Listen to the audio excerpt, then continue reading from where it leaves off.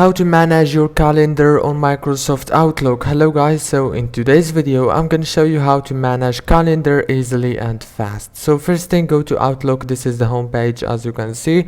Now go to the top right here and click on this settings option and go down to view all Outlook settings. Now after you click on the settings, go right here and click on this calendar option as you can see. Now click on the first option, view, and from here you will be able to change the calendar appearance and all the informations right here. It's so easy and fast.